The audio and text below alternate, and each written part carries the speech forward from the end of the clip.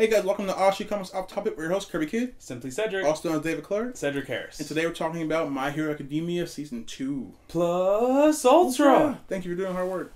No, but, so guys, so we because Bluefin has absorbed our lives, we didn't have a lot of time to do weekly reviews of this. So we decided to do like a little wrap up. Now there is one more episode coming, which is the prep for the final exam, but I do not see that one being so important that we need to wait for it. But this season, a lot happened in a short time. Like it feels like season 2 just started. Yeah. And I wish they can keep up this quality, but also keep it weekly. But you know they probably can't. No, that's a lot. That's asking a lot. Yeah, that's asking a lot. So I mean, but I loved it. They got through the school sports tournament. They got through Stain. Which was super dope. That was dope. They got through the internships and actually showed us some of the other people's internships. Yes. I mean, we got a lot of character growth and development. Like I went back and I watched season 1 in dub because I just want to see what it was like. Yeah. And I feel like the characters grew a lot since then. I completely agree because you start off with Eita, he's just some uptight Clash rep guy, and then you see him go finish with the Stain arc, and you're like, oh wow, like there's a lot to him and his brother, and again, so much love for My Hero, and they could have had 10 episodes showing Eita and his brother growing up. They didn't. It was like 30 seconds during an episode, but he grew so much, and then something earlier where Deku's like, hey, we're friends, you can trust us, and he doesn't trust them. Right. And then to the point where he's like, oh, they're my friends, I need to rely on them. All right.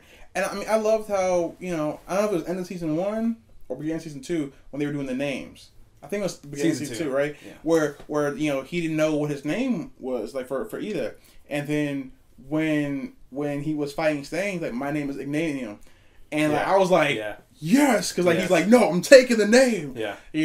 And I was like that was a really big. I mean, and also the fact that his hair was disheveled, which is important for him because he's never disheveled on anything. Yeah. And he had that crazed look. Like you saw that Eita could go there. Yeah. Yeah. And I like that. I mean, they even covered the fact that Stain wasn't going full out.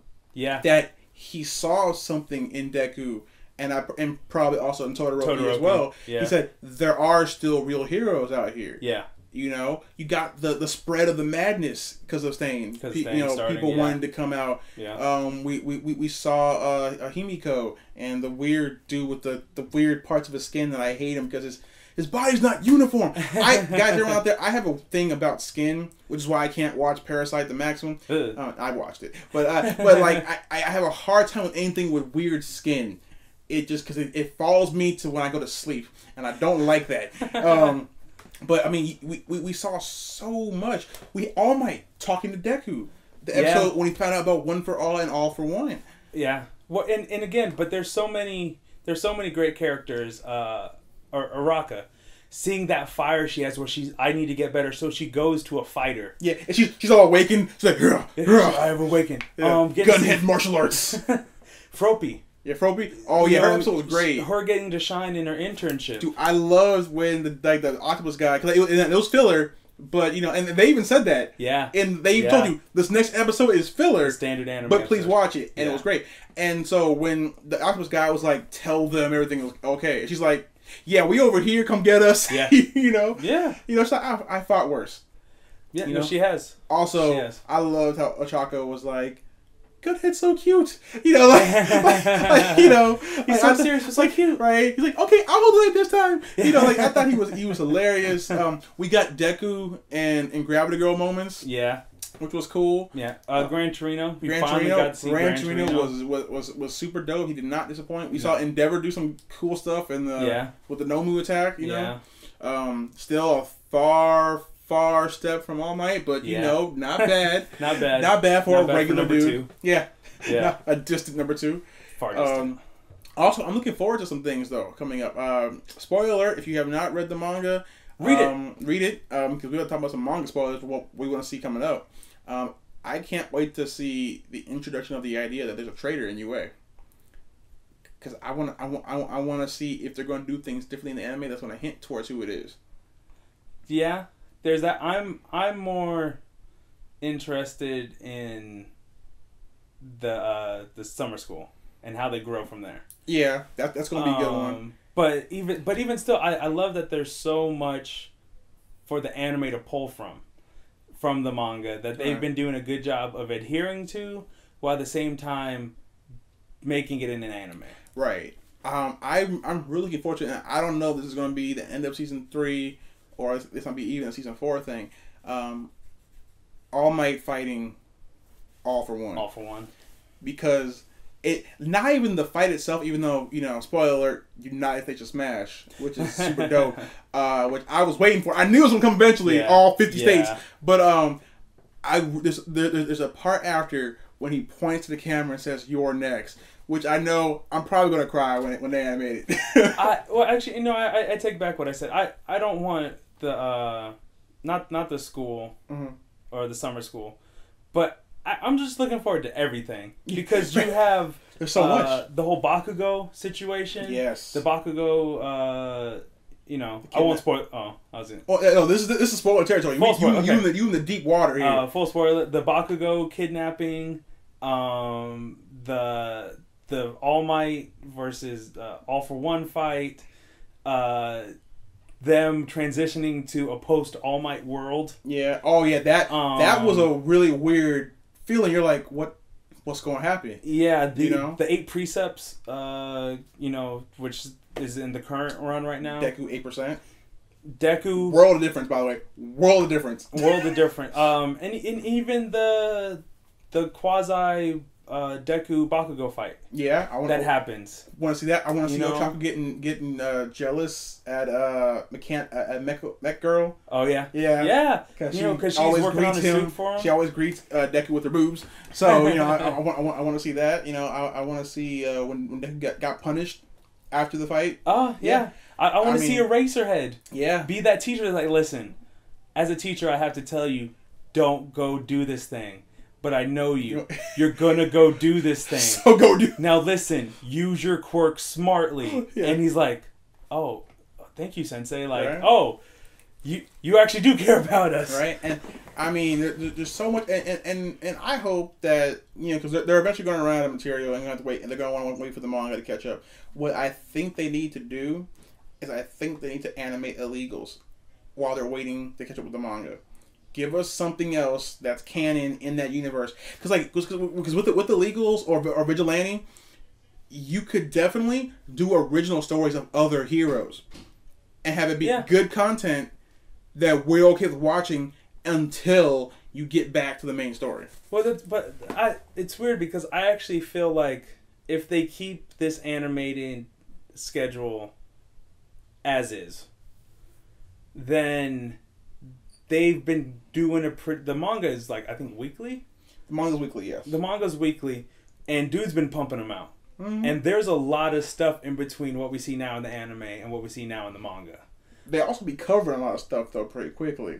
They do, which is why I love the pacing. Right. I mean, I think, like the catching up thing, I don't think would be a problem for, like, at least another 2-3 more years. Yeah. But I think because of how long animation takes to do, they would need to start prepping for it now.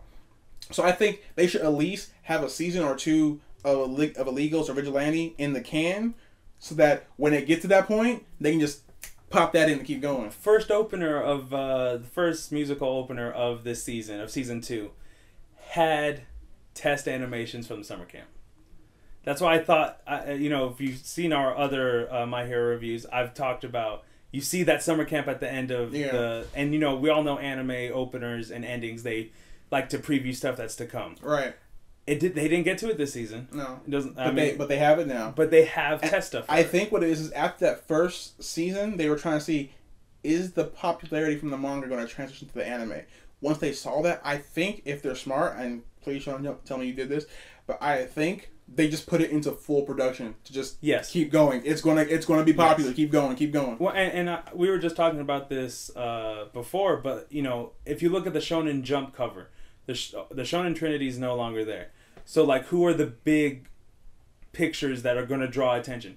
One Piece, is the biggest one because it's the last living person of the Shonen Trinity. Yeah, and then the second biggest one is Deku for My Hero, because One Piece will only be for at least another 20 more years. Not that long. Minimum. Not that long. Minimum. But I think My Hero is the future of Shonen. Yes. Because yes, and as much as I like Naruto, much as you like Luffy, as much as I think one person out there likes Ichigo, Deku is the best Shonen main character I think we've ever had. He's not the I'm dumb and I'm gonna punch my way through everything and I eat lots of food and I do everything myself and I have a special thing about me and my dad is super dope. Yeah. You know, like we had that with like Goku, Luffy, Naruto, Ichigo to an extent. Yeah. He was kind of like a blah main character. Yeah. But you know, for the most part, that's what we get in shonens. Yeah. Shoot for sure in like Fairy Tail, you know. Yeah. So it's good to see a shonen main character who breaks all of those rules, who, you know, doesn't have like some super secret hidden power that he's been like that takes him over, or that, you know, that it just he earned it. Yeah. He didn't find it. He didn't steal it. It wasn't cursed on him or whatever. Yeah. He earned it. Yeah. He doesn't even do power stuff till like episode 3. Like, that's super new for an anime. Well, it's super new for an anime, but not only that, because I mean, like it might have been first or second episode. No, first episode of One Piece. Luffy punches a Sea King in the face. Gum Gum Pistol. Bam. Oh, he just knocked out this giant monster. Right. You know, but that everything that's so good about My Hero, it can all be broken down those first 2 episodes where All Might's like, no, I was wrong. You can be a hero. A quirkless boy can be a hero. Right. And I love the fact that it's not about, oh, I gotta go save this princess in the castle, or I want to be the Hokage / Pirate King. It's, I just want to save people. Yeah. We don't see that in shonen. Yeah. It's, I want to insert goal here, obtainable goal. You know, this is like, no, I just want to be there, like All Might, forever, to save people.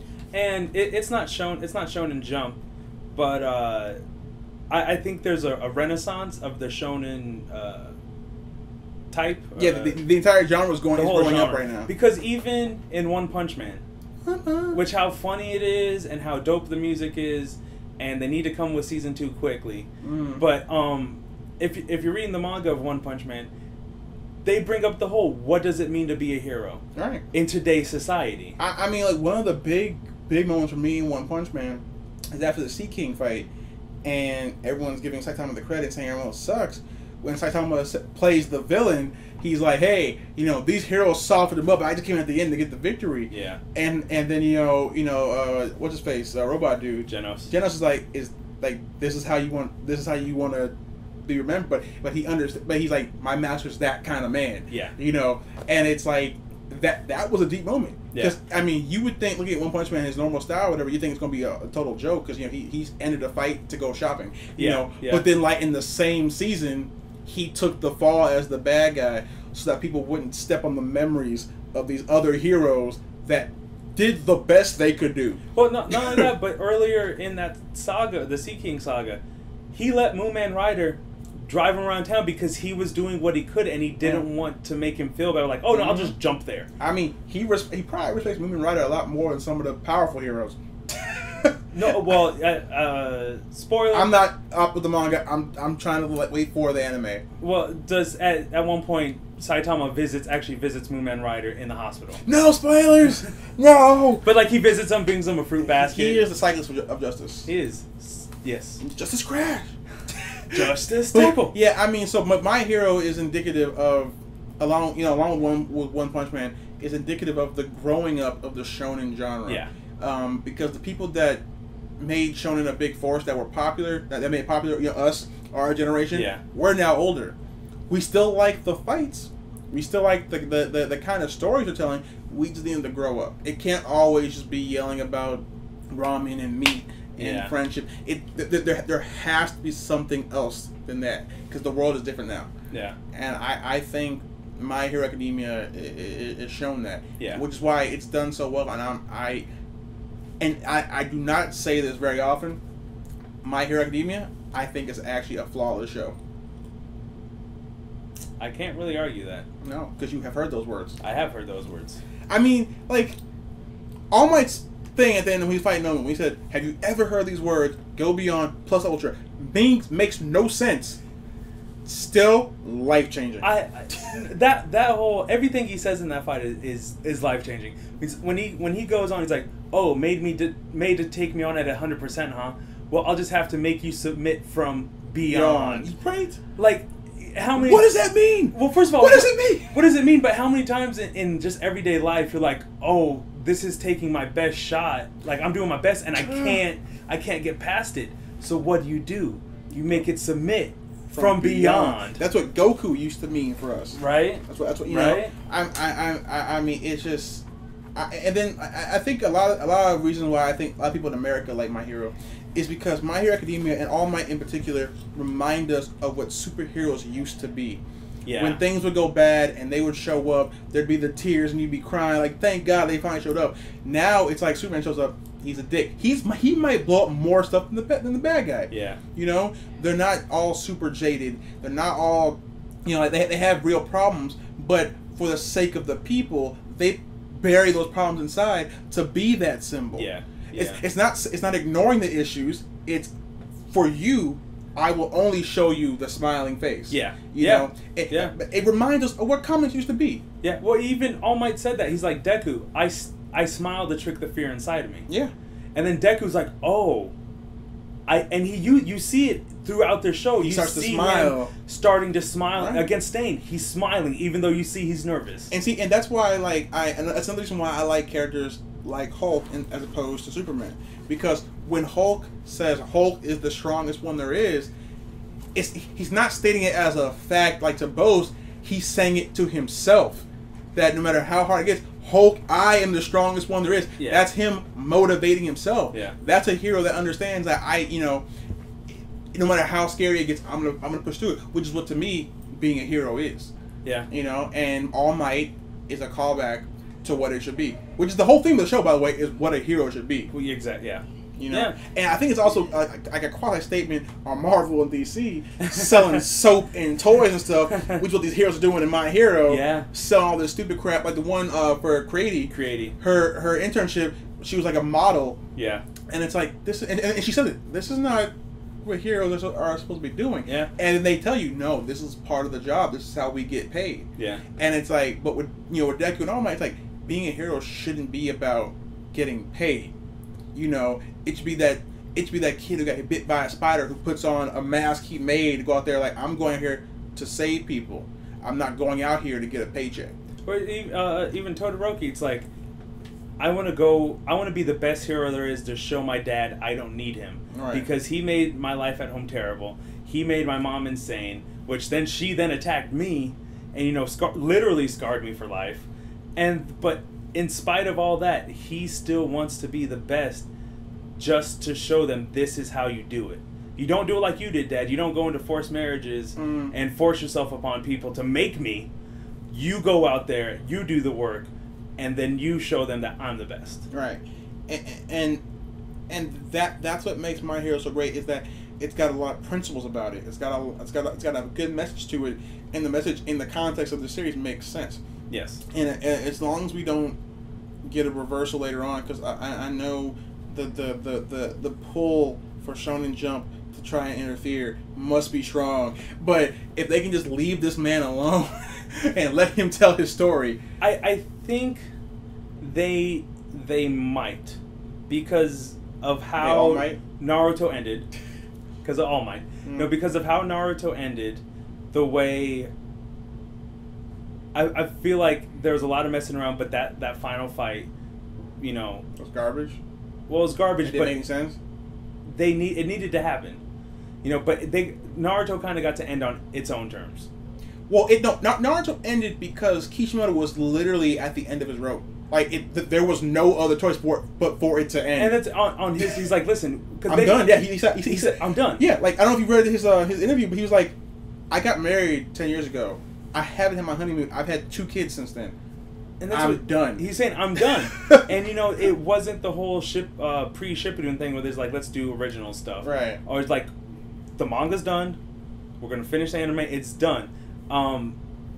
Between that, how they've let Oda be Oda for 20 plus years, and how Oda on the 20th anniversary was like, listen, bear with me a little bit longer. We're almost there. We're halfway done. So like 20 years later, when he finishes, like, you know, it'll be. But one see, thing. I think, and I don't know if they. It feels like they haven't made him do a lot of changes for One Piece, but I feel like also Oda is able to roll with the changes better, because some artists, actually most artists, when people try and change their work, they don't react well to it. Yeah. But I know, like, at least with Offshoot Comics, we went into Offshoot Comics knowing when we start making deals, they're going to change stuff and learn to incorporate. Like, you know, for example, you know, one of our upcoming books, Starburn, of the main character of that idea came from us rolling with one of those punches.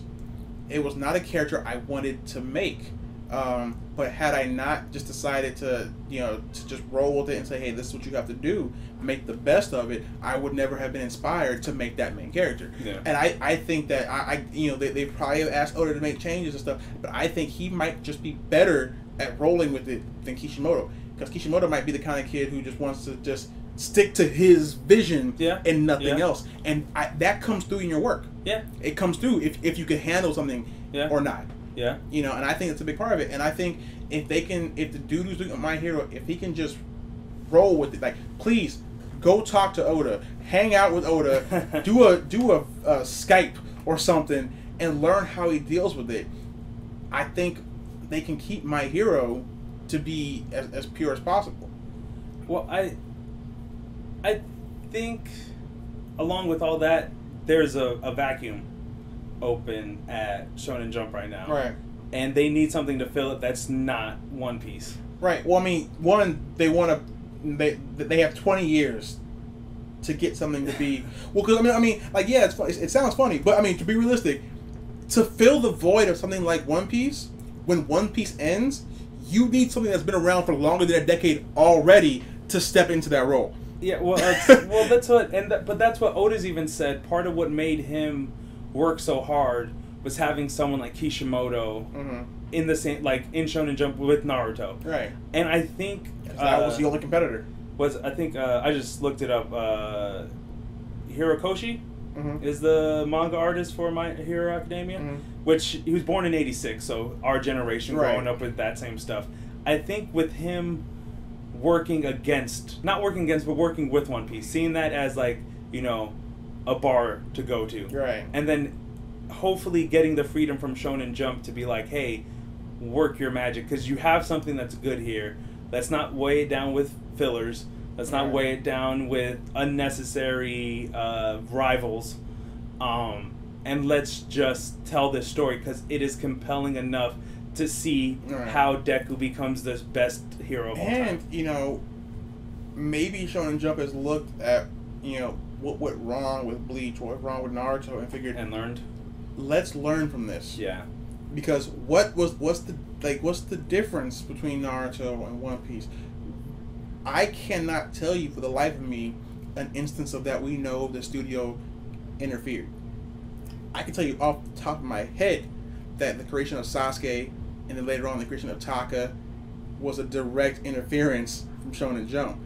You know, I mean, that's a problem. The fact that I know that they interfered right there. Yeah, you know, I don't. I mean, do you? Do you know what time they see? I'd have to look. And you know everything about One Piece. Yeah. So, I mean, that might mean they haven't. Yeah. Or or he dealt with it so well, he turned it into something else. Yeah. But because it's been a problem with Kishimoto, I know about these problems. True. Yeah.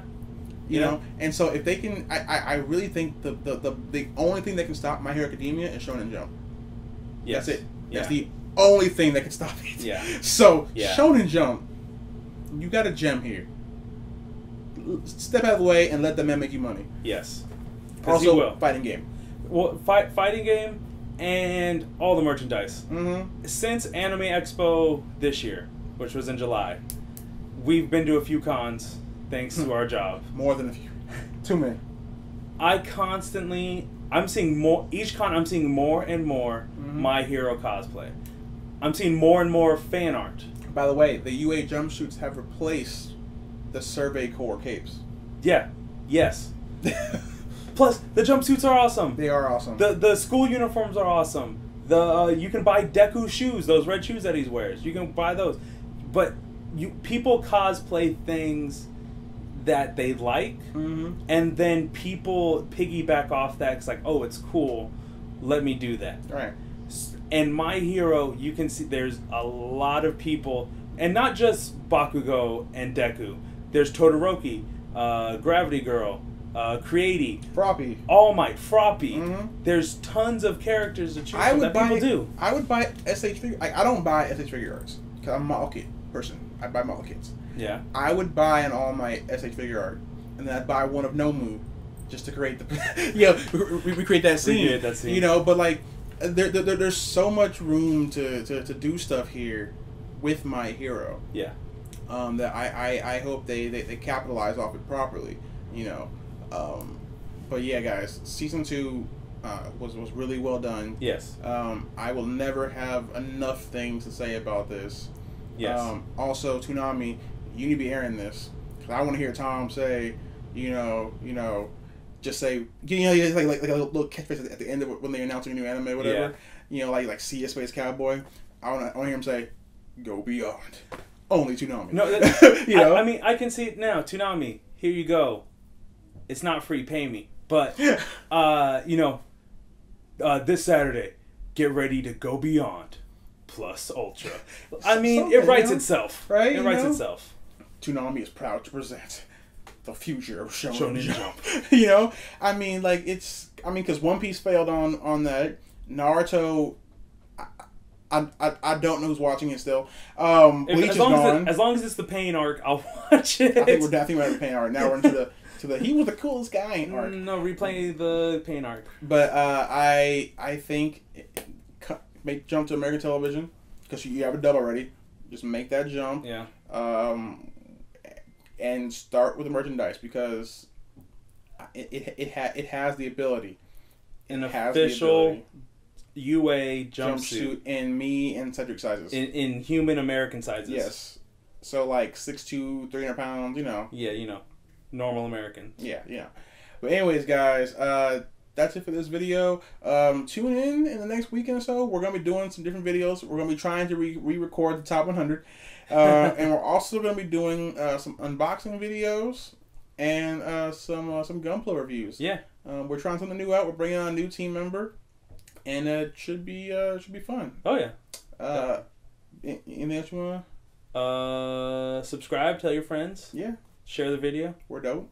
We are super dope. And let us know down below, how did you feel about season 2? Let us know about season 2. Also, let us know what cons you're going to. We may run into you there. We're probably going to. Yes, we are. So the next con that we're going to, next con I'm going to is Orange Con, which is September 30th, which is like a big model kit competition in Southern California. I'm going there for the Gundam entry, and then after that actually 3 days after that, you will see both me and Simply Cedric over at New York Comic Con. Yes. And then back in New York a month later for Anime NYC. Yeah. So let us know what cons you're going to, and if you're going to one we're going to, come on by and see us. Oh yeah. We're real people. Yes, we are. And you can see how real tired we are in real life. But anyways, guys, until next time, we've been your host, Kirby Kid. Simply Cedric. We'll see you later, guys. Pickle Rick.